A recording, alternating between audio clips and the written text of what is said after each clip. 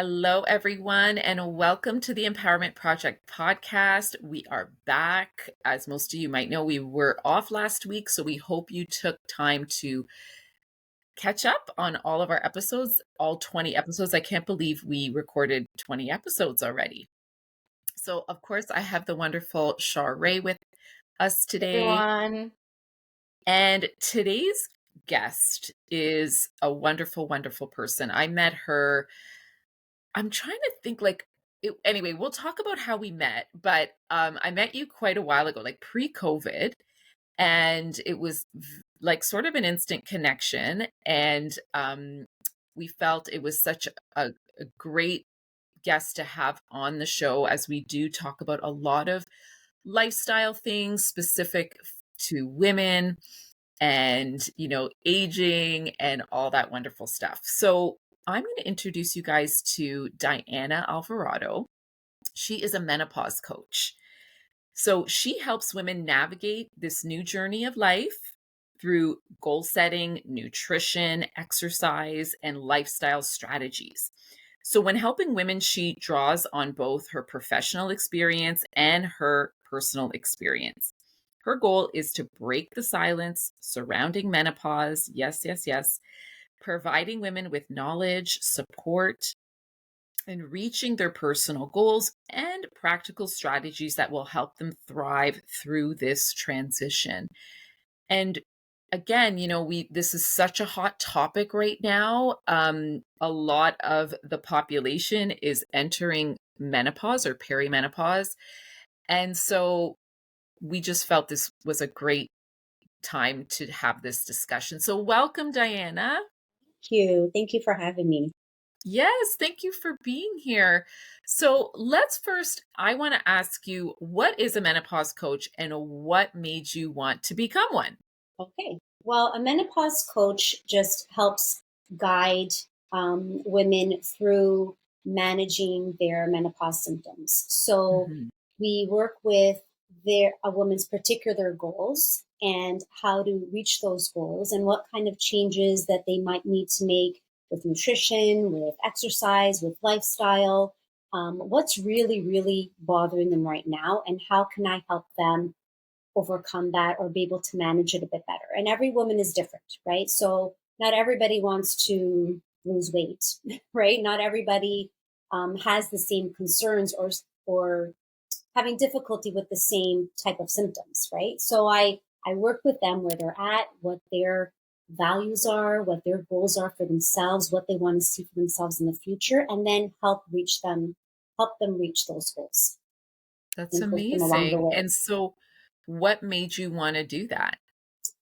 Well, when I was going through perimenopause myself, I didn't realize that's what was happening to me. So, Mhm. and I think I've started earlier than I even thought, because when I realized, I started going back into, oh, that symptom, that makes sense now, and things that I Mhm. knew nothing about.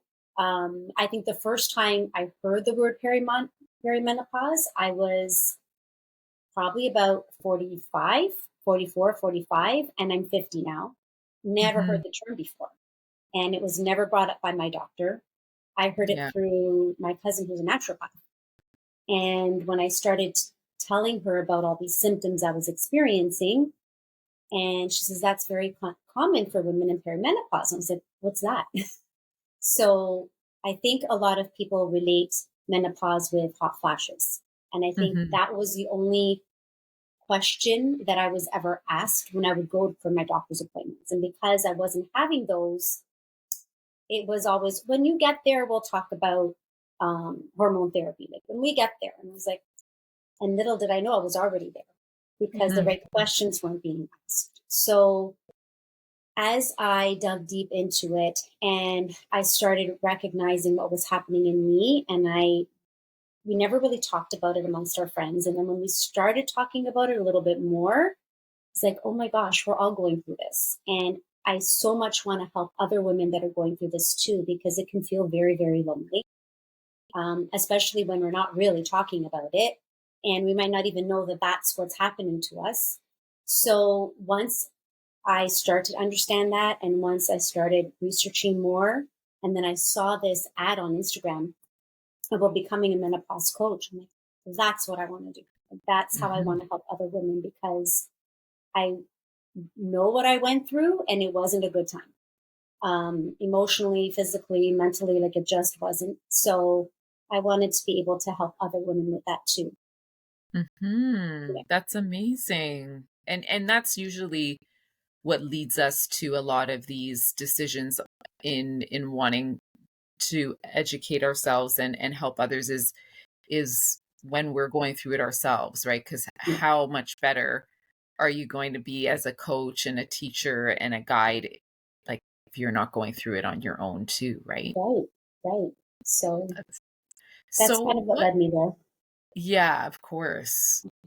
And so what would you say are some of the less common symptoms of perimenopause? Because yes, I agree. I think everyone, the biggest one is hot flashes, but a lot of women don't actually even have hot flashes, Hmm. or it's actually not the main symptom they have. So if, for those that are listening, and and even let us know, like, when can it start? Like, how early can it start? Because I've heard like it could start actually rather early, Hmm. earlier than we expect. Right. Because again, like you're right, the conversation around menopause, and I know even when my mom was going through it, or even when she was my age, like nobody was talking about it. And it was like, oh, that's like an old person thing, like when you're 60.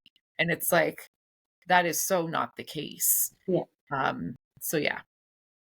Okay. So it could start early, like you said. I mean, you can start in your mid 30s, 35. So they're Yeah. even saying between 35 and 45. Like it can be any time in there.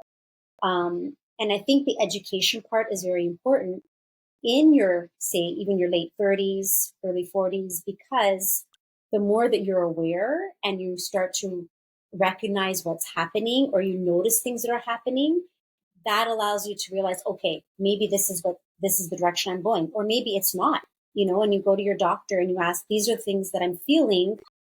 I don't know could it be perimenopause, or maybe it's something else entirely different, right? And it could be something else. So I think the earlier you know, the better equipped you are to start managing it. Because when you're in the throes of it, you're just like, I don't know what's going on. And you kind of get very overwhelmed because some women can experience so many symptoms all at once. And like you said, some people don't experience many at all and they just coast through it and it's, they're fine. But once you're in the thick of it, it can get very, very overwhelming. So I think the earlier you know, the better, and you can start noticing things about yourself that maybe weren't there before. Hmm. So yeah, it can start pretty early. And some of the uncommon symptoms, and I think I started with the uncommon symptoms. Mine were not the hot flashes initially. So I had very dry eyes.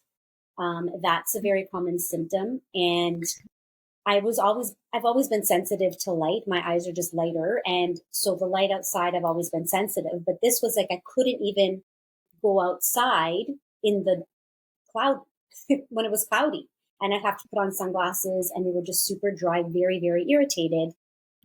Kept going to my eye doctor. Oh, just give your eyes a rest a bit. They're dry and they need to, use these drops. So now I know that's actually a symptom, dry eyes. I didn't Heart even know that. palpitations. I used to get those. Didn't know that that's what that was. And it was always around my cycle, I would notice. So I knew it was connected to hormones, but I didn't realize that that's what that was. Okay. My joints, my body aches, I would very easily get hurt. Where I've been very active for the last 15 years. So when I was starting to get shoulder tendonitis or inflammation in my knee or all these random things that would literally come out of the blue, that's another symptom. So, that's joint aches and pains, bloating. I noticed that too. So it was like, okay, let's go to a dietitian. But I've always eaten healthy and I've always exercised. And why are all these things not working for me now? Now all of a sudden, I'm not doing anything different, but my body is just not responding to it. So all those kind of things, Mhm. smelling things that aren't there. I remember a coworker of mine was saying, I keep smelling like my dog's urine. Like, and he hasn't peed anywhere, but she would just smell it. So, like, these phantom smells or Wow. ringing in the ears. Like, those are just some of the most uncommon symptoms. And then you've Yeah. got the migraines. That's very common. That was a big one for me. Um, the hot flashes, like we said, the headaches, heart palpitations. You might notice that your blood sugar levels start elevating, cholesterol levels start elevating. The bloating definitely is a big one. So there's a lot. Like it affects. I went to the menopause show in October, and they had on the bill, like on their boards, all the symptoms that women have mentioned. There was over 100 symptoms Yeah. that Wow. women were noticing that was happening to them. So there's a lot, right? So what I And I'm would going to always say add is, to that list. yeah, Yeah. No, sorry, Jane, I was just saying, I'm going to yeah, add to that list. So keep going, and then I'm going to add some fun ones as well. there's a lot. Yes, I was getting a lot of infections. That was a big Mm. one. Canker sores. Mm. A lot of I was like, again. I'm like, I just had one last week. Like, what's happening? It just random things. So yeah, it everything from mentally, physically, emotionally, like whenever there's a something, there's a change. That's what I would say. If you notice a change, that's when you should be having that conversation with your doctor, because it could be, but it could also be something else. So the more you're in tune with how your body is, then the more equipped you're able to kind of deal with it, right? And do what you need to do. Yeah. I was going to say one for me was, or is actually, is I feel like my hearing is going. I feel like I have hearing loss. I mean, whenever Andrea and I are out doing a presentation, and these students are so soft spoken, and I'm like, for the love of God, just can you say it a little louder, because I can't hear what you're saying. And Andrea has to like enunciate whatever this person is saying just so I can hear and I know how to respond properly. That one was a big one for me. And I so agree with you, because my last child was born at the age of 39. So as you know, if you're giving birth, your hormones are in perfect balance, right? Because you're able to sustain a pregnancy and obviously give birth. But as soon as I finished nursing, as a woman, I'm thinking, oh, well, I have three kids. So this is why it's really hard. This is why I'm feeling really frustrated. This is why I'm really moody. I'm tired and I'm trying to manage these three kids and a house and a husband and a job and like all of those things. And in fact, it was literally because my estrogen started plummeting.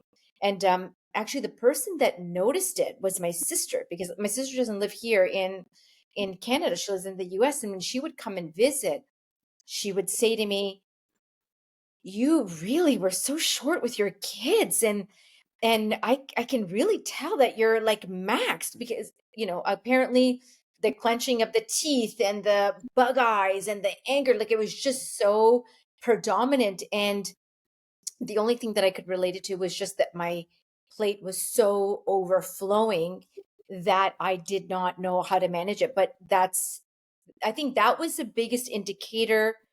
Well, actually, to be honest with you, I didn't even know that that was perimenopause, but that was probably the first indicator that something was changing drastically in my body. And then the other things, and I totally agree with the joint pains, because same thing. I've always been really athletic, and I've always, running is my thing, or lifting weights or whatever it is.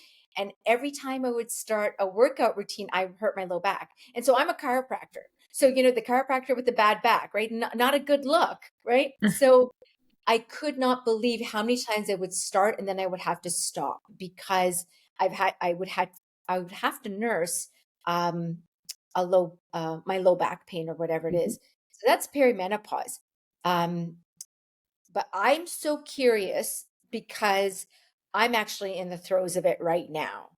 But I'm so curious to know what you find happens to women when they leave perimenopause and they enter menopause, because that I think for me has been um like I'm a wreck as a result of it. And I'm just being vulnerable and very honest, but I've been a wreck as a result of it. Again, not understanding that transition fully, but being in the throes of everything that comes with it. Right. I, a lot of women find once they've kind of entered postmenopause, a lot of the things that they were feeling before, they're not feeling as much anymore. Um, but the other flip of it is, and I can also just talk about my own experience, because I started the hormone therapy, the estrogen decline that I was experiencing, and we know that estrogen decline affects everything in our body, things that we Mhm, didn't even expect to, but it just does. mhm, Um, I was doing all the things. I was making sure that I was eating the way I was supposed to, exercising the way I was supposed to, trying to reduce stress as much as possible. So I was doing all those things, but it became too much. Like the hot flashes were just unbearable. Um, the vasomotor symptoms is why they would give you hormone therapy to begin with. They don't right, just hand it out like candy. It doesn't work that way. But I found that that was a big help because it kind of lifted that brain fog. It kind of stabilized me a little bit more so that I wasn't feeling all of those things.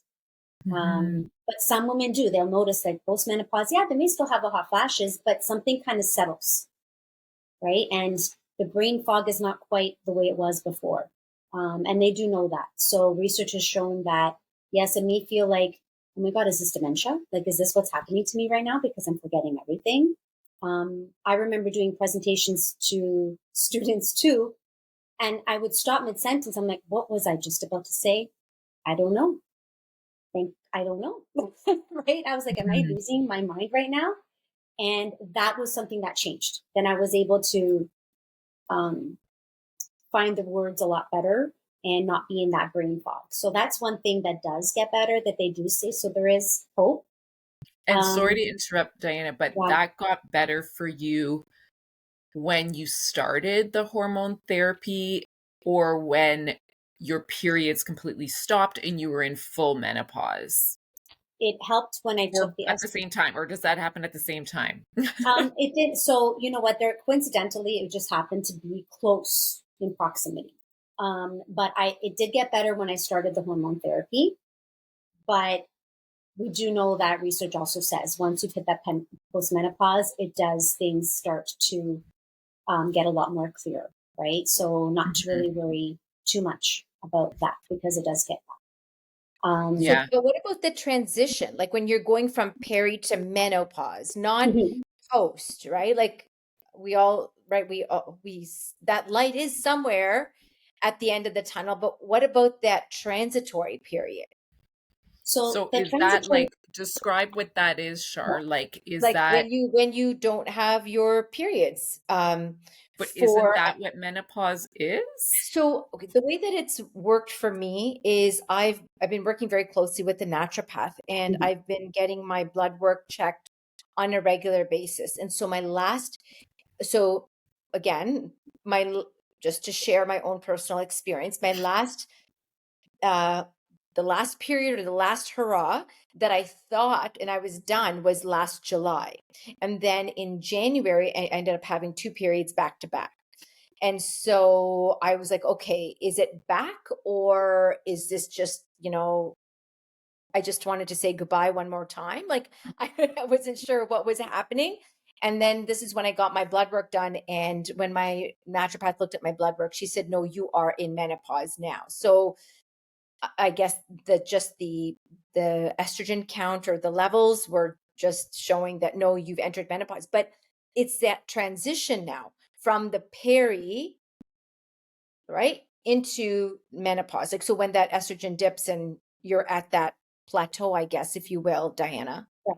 Mhm. So the way we were taught was that there's different levels of the perimenopause. So there's like an early, there's a late, and then there's the postmenopause. So menopause or is you have to go a year without your menstrual cycle. Hmm. That day, you're now that's menopause, and then anything after is postmenopause. So Mm. you're probably very late perimenopausal because now they've staggered so much that yeah, you're heading towards it. You're getting there. You're almost there. But there's different stages. So perimenopause can last 10 years, right? It could, on average, it's about 5 to 7, but it could last up to 10 years for some women. So it's a very long stage, but there's stages within that perimenopause, right? So you're Mhm. probably at that late perimenopause. Um, Menopause is actually just 1 day, and then anything after that is postmenopausal. Yeah. So Interesting. you are in the transition, absolutely, and it's, it looks like it's on the horizon, um, sooner rather than later. But yeah, once the estrogen declines even more, so that's what's happening with you now. Now it's just really going down, and you will start noticing more of the brain fog, definitely. You will notice some of the bloating more. The joints, your joints will definitely feel it as well. Those sporadic periods are just going to be longer and longer and longer. So Mhm. you may notice more vaginal dryness as well. So some of those things will happen, that you'll experience later on in the late stages of Mm. perimenopause or And is menopause. this usually the time that one may decide to go on an HRT, like a hormone um It could, yeah, replacement? it could. Or So it could be sooner than this, but yeah, so you can go on hormone therapy if you wanted to during perimenopause. You can even go on hormone therapy postmenopausal, but they won't give it to you if you've been postmenopausal for 10 years or 60 and over. So there is a window, like they won't just give it to you, but you could go at peri, you can go at post. One of my clients was on it before, when she was in Perry, and then she decided to come off of it and see if she can manage without it. And then within a few months, she ended up going back on it because it was mhm. just, um, her emotions were really all over the place, and very, very anxious. The hot flashes kicked into high gear again, so she decided to go back on them. Mhm. Yeah, Yeah. and I have, everybody's so different. Like everybody is so different, and not yeah, no, one it's so solution true. is better for another. Yeah. Right. And it's so true. And I think you're right. When medical doctors find out that you don't have any of the vasomotor symptoms, they're not interested in giving you HRT because that's really the only reason why they prescribe it. And I've spoken to my medical doctor, I've spoken to an OBGYN, and they always ask me, well, do you have any hot flashes? And I am going to say that I have heated moments, but it's not hot flashes where like I'm melting. Like, I know how some women feel like it's their insides are on fire. That doesn't Mhm. happen to me. And again, is it not happening to me right now? Is it something I'm going to experience later? I don't know. But I definitely feel the heat, no doubt about that. And then at night, no night sweats where again, I'm like changing the sheets in the middle of the night or changing my clothes, but I mean, I do get hot and cold. Like I'm always finding and pulling, as of late, taking my covers off and whatnot. But again, they won't give it to you. Like if I tell them that my symptoms are really mild, like they're almost not even noticeable in the vasomotor side of things, they're not interested because I have had the discussion with them where I've told them that my cognitive abilities are declining. Like I was telling my medical doctor that sometimes I feel like I have ADD, right? Like I can't focus. The details I miss. Like I can't read an email. Like it's so intense. Like I don't have the attention span. And I'm forgetting things. And that's one thing for sure. Like Andrea always used to say to me, oh my God, I don't remember that person's name, but ask Shar. Shar remembers Mhm. everything about that person and their name and whatever. And I have to tell you that, so that's like, so again, this is probably something you hear from a lot of women. So not necessarily vasomotor, definitely cognitive. But then the other thing that happens, I think, with a lot of women, um, or just me, which again, I doubt, but my confidence levels have declined because I can't, I almost don't trust myself to do the work at the capacity that I'm supposed to do because I don't feel like I'm altogether there. So Mhm. that is my true reality right now. And so again, speaking to my naturopath, I'm on some supplements right now to help me, which I do believe are making a little bit of a difference. I'm already noticing some changes, but that has been huge. Like that confidence, to like actually complete a task is unbelievable. Like I can't believe how much that has changed for me. You bring up Mhm. a really good point because I remember that too. Like I used to be able to, organize this, do this all at the same time. And Mm. then suddenly I was dropping balls and but I just told you that. I'm like, you did? What do you mean? And I would be literally just dropping balls because I couldn't keep it all together. Whereas before I was able to multitask. But the flip side of it is that I had to learn that that's actually a good thing. I don't think we're meant to keep all of these balls in the air all the time. Hmm. Mm. It's our body way of telling us we need to slow down. And I'm Mhm. looking at it as a blessing. Whereas before, I'm like, okay, I can't do all of these things. And so I won't do all these things, or I'll look for shortcuts, right? Or that I never did before. Because it's like, no, I'm not going to find a shortcut. I'll do it the way it's supposed to be. Now I look for any shortcut that there is because I know I'll start to get anxious. And that's a big thing too, right? You lose confidence in your ability and you feel like I'm going to forget something. So I try to look at it now as I'm not meant to do all these things, and nor should I be doing all of these things. Maybe I need to focus on one thing at a time.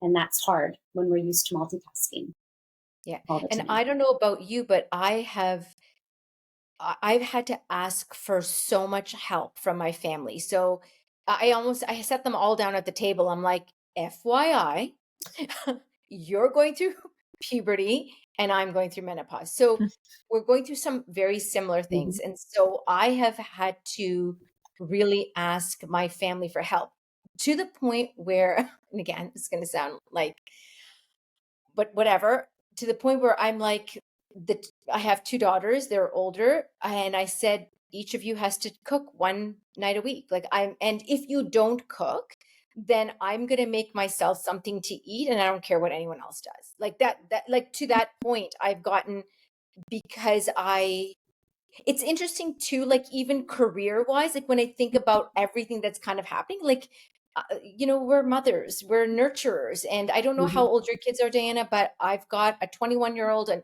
an 18-year-old and a 13-year-old. And so I feel like I've done a lot of the child rearing is done. Right. So now I really want that focus and attention on me. Like I'm thinking, okay, what do I need? And then obviously with my business with Andrea, um, that has become my the center of my world, like, and not because I have to do it, but because I love it and because it's something that I'm really truly doing for myself.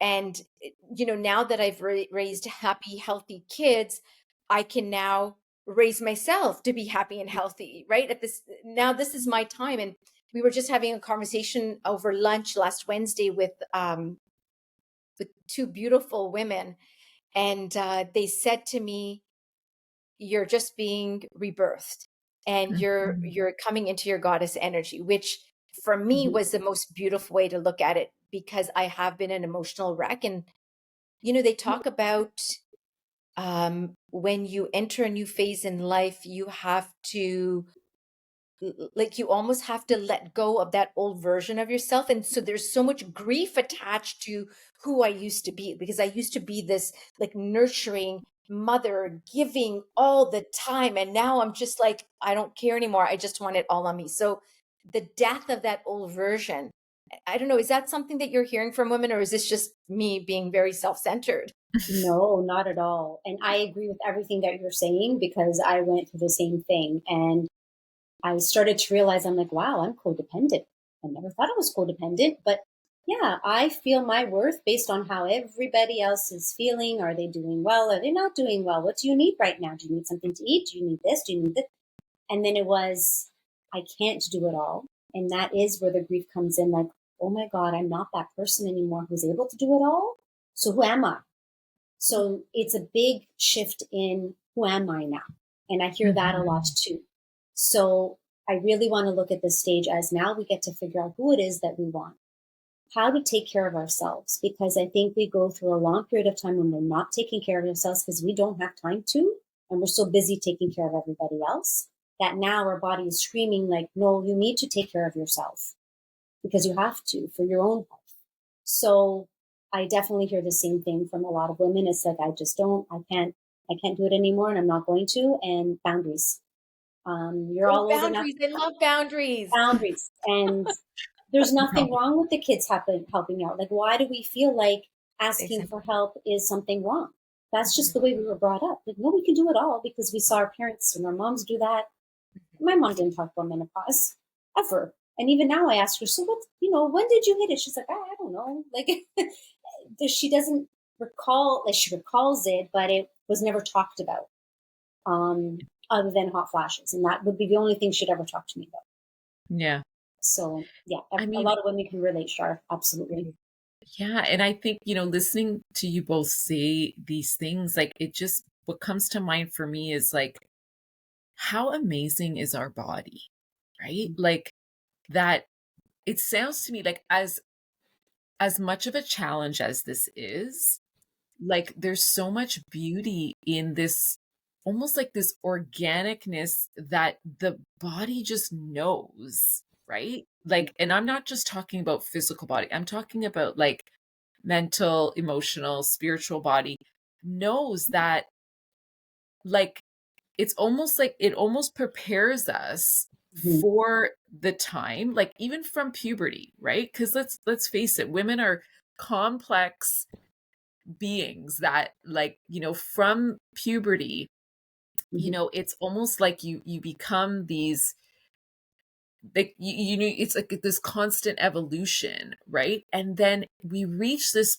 point of, like, okay, now whether you've been a mother or whether you haven't, and I'm not saying that every woman has to become a mother, right?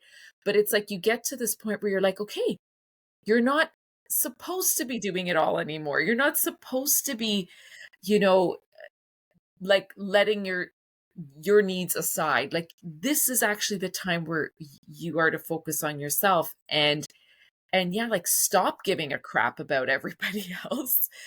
And, like, it's almost like the body is giving you no choice. Mhm. It's giving you no choice but to stop multitasking and put your care and your needs at the forefront. But like you're both saying, and Shar, I know, I feel like I'm living with you through this, but this is making me understand it even more, in that it's tough because, like you said, it's this grief of, like, but I used to be able to do all this stuff with my eyes closed, and now it's not fair. And so there's a lot of grief around it. But and of course, I'm looking at it from the outside. I'm not quite there yet, but I'm so grateful that I'm learning from all you amazing women, because between you two and my other friends, like, it's a constant topic. So I'm like, I'm going to be the expert when the time comes for me. But it's like, if we can find some of that gratitude and, like, wow, okay, this is just another, like Shar, you said, a rebirth, and like, the body is supposed to do this, right? And can we find that a little bit of that, like, I guess, gratitude or beauty in it, in and amongst the crappiness that it is, for sure. Because Mhm. I know I'm going to be a mess because I'm so high functioning. Like, I'm an over functioning, high functioning person. So I can't even imagine when I get to that point of not being able to, like, hold all the balls, and, like, forgetting and missing stuff. Like, I know it's gonna drive me crazy. It's Mhm. gonna drive me crazy. And Well, I used that's to why try we to have hide it. Diana on. That's why we've got Diana here. Exactly. And you know what? I So went through a lot of trying to hide the balls that I was dropping it. Like, oh no, yes. I meant to do that. Or no, I don't know what you're talking about. I remember that. And then eventually I'm like, why am I trying to act like I'm still that person when I know that I'm not, and there's nothing wrong with that? So what am I trying to show my kids right now? That I can still hold it all together? Like, am I going to get a prize at the end of the day? No, this is reality. And I want you to see it because this is what life is all about. And you're not meant to drive yourself into the ground. Yeah, and a This, lot of us are having children so much later, right? yeah. So that's that's really where I think the crossroads happens, because you're raising kids that are probably in puberty, and then you're also going through menopause at the same time. So that clash of hormones or lack thereof, tends to really add, uh, it adds another dynamic and a dimension to your household and your relationship with everyone. And that I think is really hard too. And like, so this again was something that I did, and I actually just told Andrea this as well. Um, I had to have a real heart to heart with my husband. I had to, like, I just needed to let him know where I'm at. And Mhm. if he's able to support me through these next years, like these are the things that I need, and I need you to be on point with everything I need. And if it's not something that you're able to give me, then it might be better that we're not together. I mean, I know that sounds like awful and harsh, but I think this is what happens. Like, here we are trying to emerge and be born again, and then we have people around us that are still shitting on us. Pardon my language, but that's what it feels like, right? 'Cause these demands, and I'm just like, like, here I am trying to come out of my shell, but then all these other demands that just keep you stuck where you are. And I think that's the hard part. Like, it's like you're walking through sludge. Like, it has to happen, but there's just that element of these people around you that are holding you back. And so I think communication, Mhm. again, I'm sure that's something that you talk about all the time, Diana, but the communication piece for me has been huge. I'm someone who has been taught not to be heard. Like, so my entire life, I've hidden a corner. I mean, I'm good at things outside when they are not close and intimate. I don't have to, like, when it's superficial, but with my close, intimate relationships, I've basically been mute, and everyone has sort of dictated things around me. And then all of a sudden, I'm just like, I need to just say it, everybody. And you're all going to sit here and listen. And this is what I need. And if you cannot give it to me, then you're on your own. Period. That was it. Mhm. You know what? I really want to congratulate you on that because I don't think we have those tough conversations with our family, and they need to know because they are our family and we need their support through this. It's not just going to go away. We need their support just as much as we've been able to support them for all these years, right? Right. And like you said, this is what I need from you right now. And there's nothing wrong with letting them know that. It's actually very important, that communication. So I get that. And I've had those conversations with my husband too. I'm like, no, no, like I can't. I've always been very quiet, like you, Shar. We would just ought to be quiet and just keep on going and just do whatever it is that everybody wants us to do. And you can't. You kind of hold it all in, and all of a sudden it just explodes, right? And Mhm. especially when we're going through our emotions, they're up and down. The mood swings are all over the place, and you don't know. And you see a lot of those memes, right, on Instagram where they make fun of our emotions because it could be quite comical, but at the same time, it's really not. Like it's really hard to live through. We don't want to be that way. It's just what's happening to us. But yeah, communication is very important. I So, know. you know what? I'm so curious to know because, like I was saying to you earlier, that it's really impacted work for me. Like, but I'm so curious to know what's happening at work for you. You said that there are these like menopause, what is it? You said workshops or work days or something like that. There was a workplace study. Oh, a So workplace study. yes, Okay, so so see, it there you go. was. I've already forgotten. Good. I'm It, right on point. I'm right on point, Jane. you got the work part. That's all that matters. It was Menopause and Work in Canada report from the Menopause Foundation. And so they did that. They wanted to figure out, well, how much is this impacting our economy? How much is it impacting women? And they Mhm. found that it actually impacts $3.5 billion of the Canadian economy of the Wow. women in the workforce because of whether, time off because they're not well. Um, just how their mental health, how it's been affected.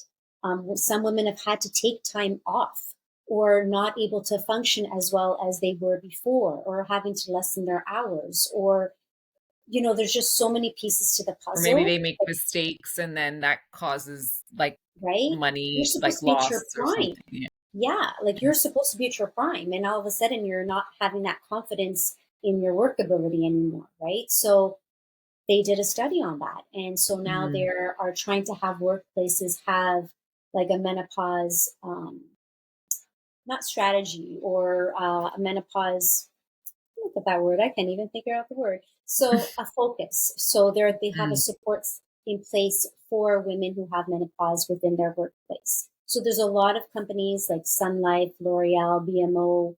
They're all have menopause strategies within their vision statements, within their mission, and so that they can support women in the workplace. And they also sponsored the study as well. So yeah, Wow. $3.5 billion Wow. um, I is mean, how and much. that's really good that they're Yeah, doing that. Like talking about talk about equity. Like, right. Yeah, wow, that's there's over beautiful. 10 million women in Canada who have or are in menopause.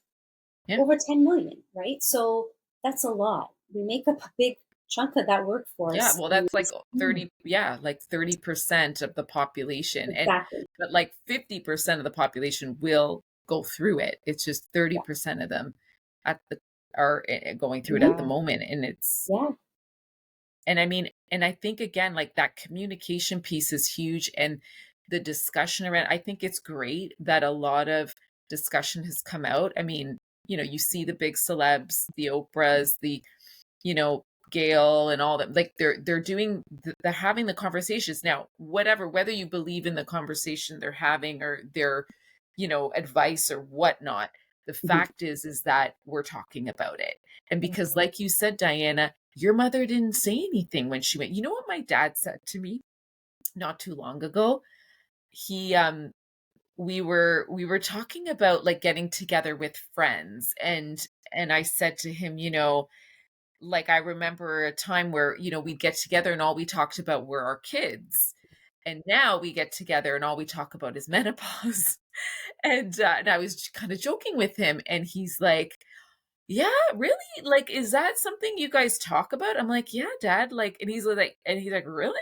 He's like, "I don't know about that." He goes, "My mother just went through it and never said anything." And I'm like, "Of course she did. First of all, she had two sons and, Yeah. a husband. So like, who was she going to talk about it with, poor lady?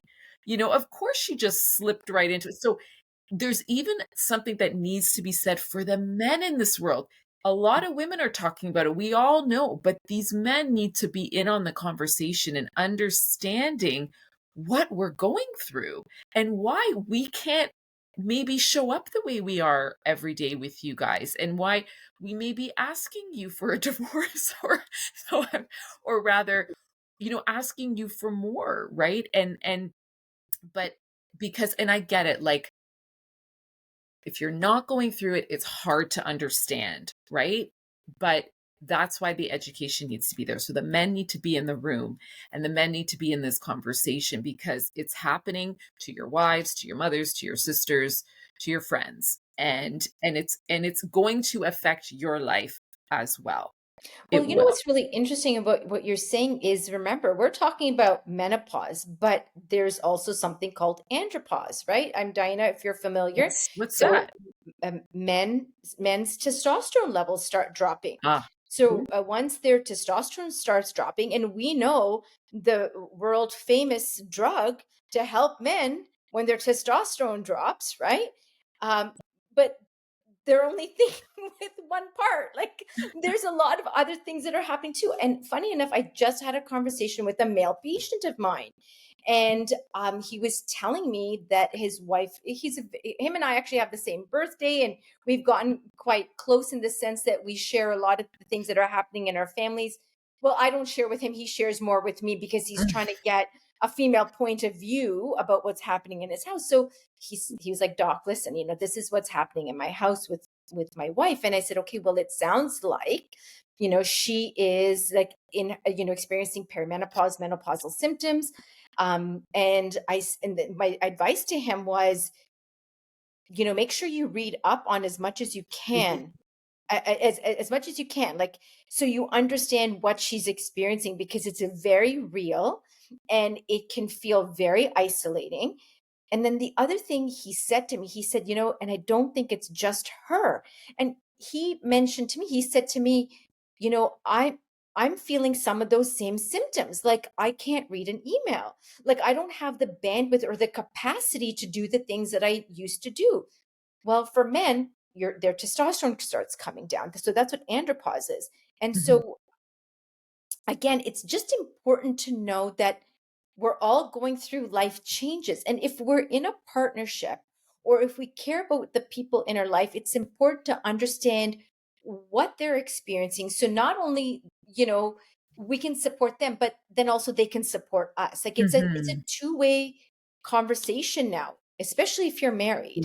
Mhm. And if you want to stay married, like, right? Like, let's be honest.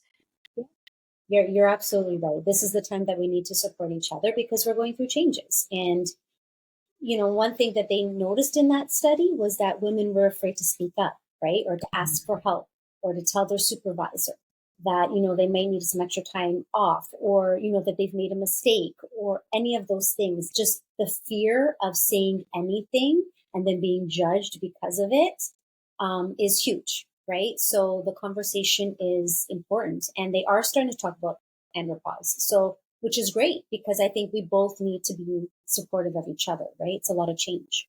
Yeah, Actually, exactly. my ex-business partner has opened up a clinic. So her and I used to practice together a while ago, but she's opened up a clinic called Game Day Health, which is specifically geared towards men's health. She's opened it up with her partner. But again, I'm so glad that these things are popping up and that conversation's happening, because for I mean, for women, it's one thing. At least we have one another, and we're able to talk about it and support one another, and hold space when we're experiencing something. But for men, it's a very Yeah, like it's different. Hmm. yeah, it's different. Like, there's a stigma that's attached to them not being masculine anymore. Yeah. Like, they're being Mhm. demasculinated, if that is even a Hmm. word. But Yeah. anyways, not enough about the man.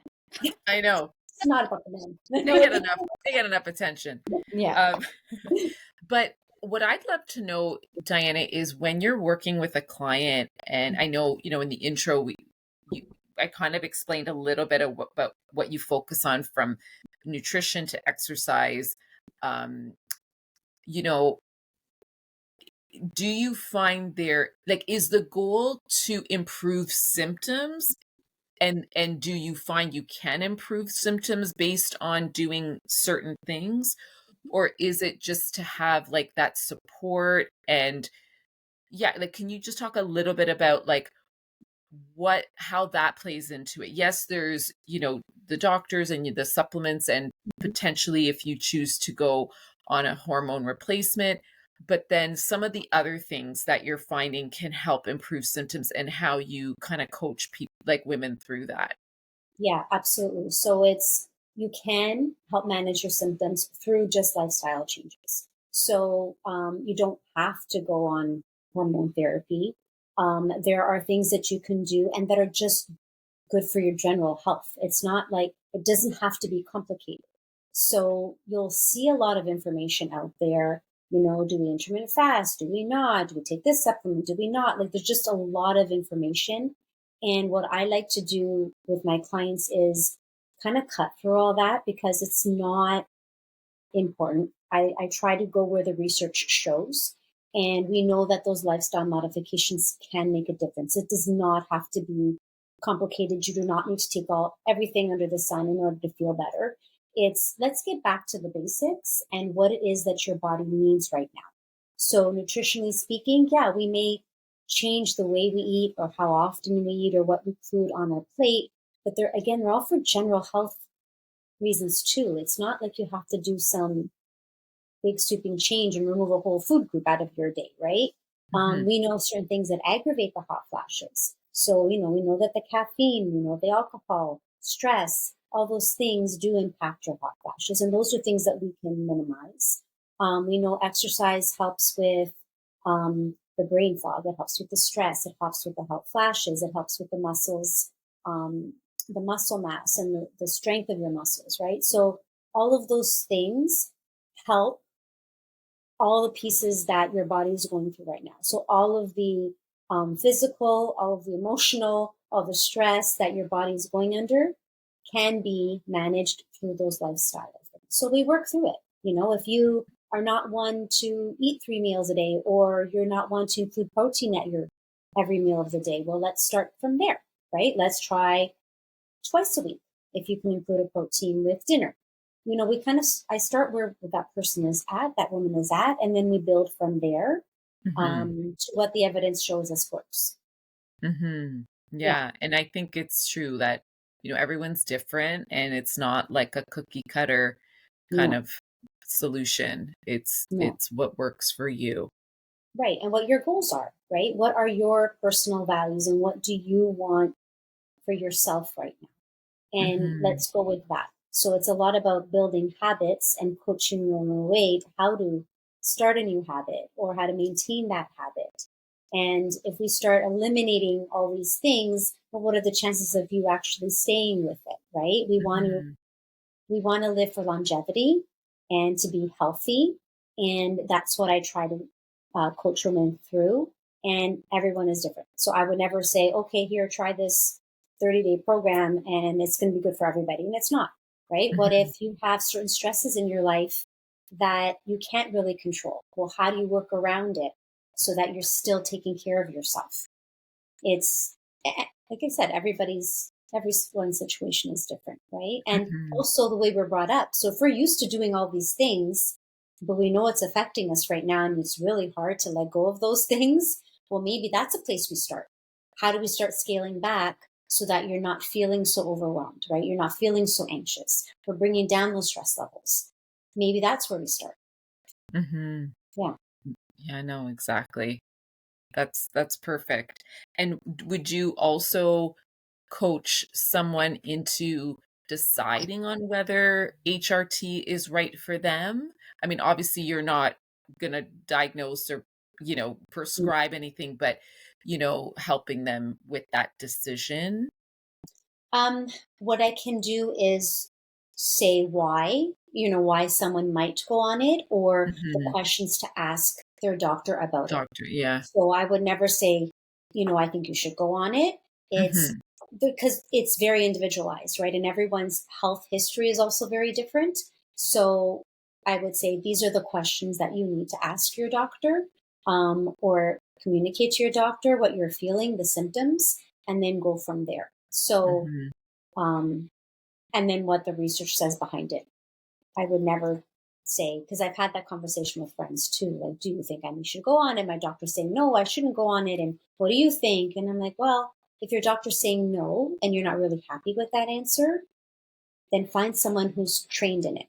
Because that's the other piece too, right? Like, Mhm. um, I know with my family doctor, that's not what what her area of expertise is. And so she may refer me out. Um, I went and I looked on the Menopause Society site, and they give you a list of practitioners who are trained specifically in menopause. So I knew when I was looking for somebody, I want somebody who is up to date with all the research and knows that maybe okay, if hormone therapy isn't the right option, what else can they do for me? There's a lot of non-hormonal options too, right? It doesn't have to be that, but I want someone who's been trained. And so that's what I did. I did my research. I went on the Menopause Society website. They have a list of practitioners. It could be a nurse practitioner, it could be a naturopath, it could be a family doctor, whoever went through that extra training. And they're called NAMS certified, NAMS. I Mhm. looked for that because not your doctor may not necessarily know. So if you feel that you're not feeling your best and you're not really happy with the answer that you're getting, there's nothing wrong with trying to find someone that might know a little bit more about it. Yeah, no, that's a very good point, and you're absolutely right. I mean, I can't tell you how many women I've spoken to that were misdiagnosed with other things, when at the end of the day it was, perimenopause, and it was basically just the lack of knowledge from their doctor. And I mean, I don't even know what the statistic is, but I'm sure it's really low as to how long doctors are taught about menopause in medical school, but I'm guessing Of it's course. low. Yeah, of Yeah. course.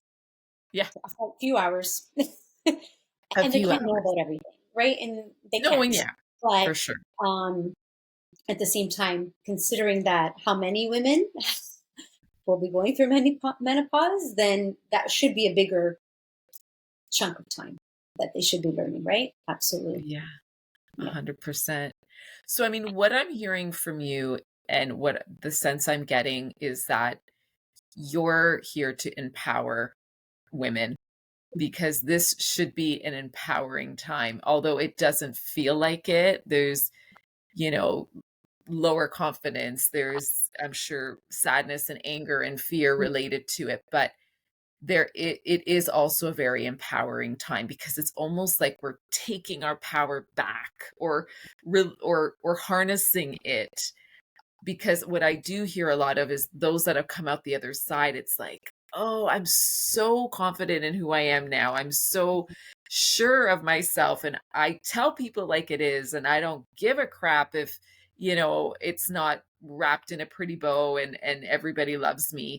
Because let's face it, that's a big part of, life is, "Oh, is everyone gonna like me, and am I gonna disappoint people?" But it's like you kind of find that power, and so helping women harness that power again and transition through this time in a more holistic and graceful way is Yeah.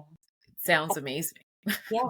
You know what? And I think women also just need to know that they're not alone, Mm, because I did feel alone until I started talking to my friends. I'm like, does everyone feel like they're okay if they walk in front of a bus right now and they wouldn't care? Like, it came to that point where I'm like, I'm okay if yeah. I'm not here today or gone tomorrow. Like I was just indifferent. Like I was just all over the place, and I didn't feel powerful. I didn't feel confident.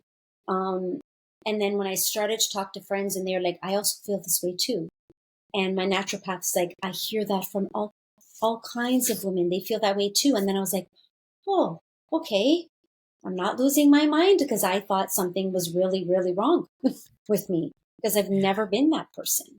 So empowering and knowing, just talking about it. And I'm so happy that it's just much more out there than it ever was before. And that's what I want. I want to be able to help women going through the same thing, so that they don't feel alone or confused by what they see or hear or heard from somebody. Because it's just a lot of noise otherwise, right? For sure. And it's hard to kind of navigate Yeah. everything. Like, it could be overwhelming Hmm. too. Yeah. This has been a great conversation. Shar, did you want to add anything, or did you have any other questions? No, I think what you've been able to share with us, Diana, has been amazing and very affirming for me. I'm going to say, because I feel like my symptoms are very different from the average woman Mhm. experiencing this. So I just want to say thank you, Mhm. because you've helped me settle myself a little bit more into this phase, and just knowing that there is light at the end of the tunnel is always nice. Yes, there is Exactly. light, and you are communicating your needs and your boundaries, and that's, you really can't ask more than that, right? You're doing all the things that you need to do for yourself, which is amazing. And so how Mhm. can people find you, Diana? Mhm. I have an Instagram account. It's called Be Empowered underscore with Diana. So they can find me on Instagram. I am currently working on a website as well. It's not up and running yet, but I will have that out. But definitely you can find me on Instagram and Facebook. It's Be Empowered with Diana. It's Yes, and we'll amazing. share that link Thank you. in today's description and everywhere that we share these this information. You can find her and reach out to her. You obviously do virtual stuff, I'm Mhm. sure. So Yep. anywhere that you're listening, Diana can help you out. She's your gal. And we thank you. We thank you for sharing your knowledge and your passion, because it has to be passionate if, in order to help others, and taking the time to help those listening. And I'm sure everyone is going to take a little bit of something back. And even if you're not going through it just yet, it's going to come. So knowledge is power. And any of our male listeners, listen to this to help the women in your life and to just be that much more understanding. So thank you. Thank you, Thank everyone, for you. listening. I Thank you really for being enjoyed here, this Diana. conversation. I really enjoyed the Exactly. conversation. Thank you so much for sharing, Dr. Shar, your personal experience. It's affirming, right? It's just reaffirming that we're all kind of going through it, and you just feel so much better. Thank Yeah. you for Absolutely. allowing me to do that with you, Diana. I Oh, appreciate it very much. absolutely. Yeah, Absolutely. no, for sure. Thank you, Shar. Thank It's you. even helped me understand even more. I mean, I know we Yeah. talk about it a lot, but even more so. So, everyone who's listening, thank you for coming. We will be back next week with a new episode, and continue to share and like and follow us. If there's anything you ever want us to talk about, any other guests you want us to have, please let us know. Thank you all and have an amazing day.